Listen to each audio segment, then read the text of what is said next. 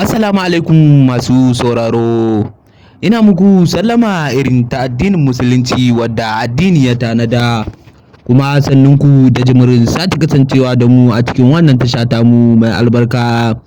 Inda kuka ji cewa kotu ta tabbatar da Abba Kabir Yusuf Gawuna shi ya nasarar wannan zaɓe. Inda Gawuna ya kai ƙorafe-ƙorafensa na cewa ba Abba ne wannan zaɓe ba. Inda kotu ta ce wa Gawuna za ta ci shi tarar naira miliyan 3 sakamakon lokaci da ya ɓata wa Abba Kabir Yusuf gama da wannan shari'a.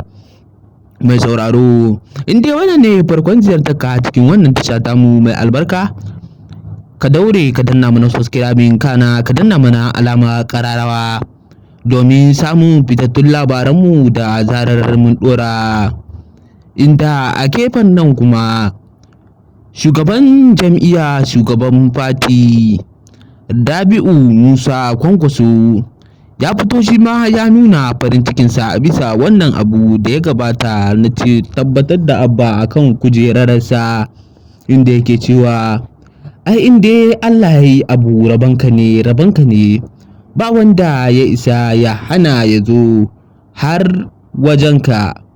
Inda kallo ya koma sama ta ɓangaren Gawuna da shi da Sulan Garan, inda Gawunan yake cewa gaskiya shi wannan hukuncin bai yarda da shi ba, kuma ya da a ce sai da aka yanke hukunci daga baya kuma kotu ta ce ta yi kuskure.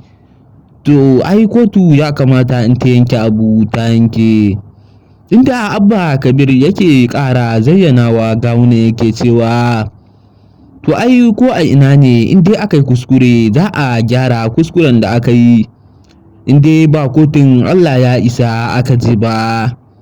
Inda ake jira a yanzu domin tsaida rana don zuwa kotun Allah ya isa a tabbatarwa da Abba kujerarsa.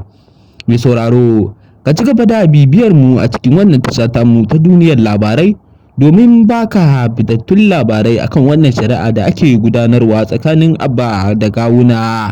Mun gode.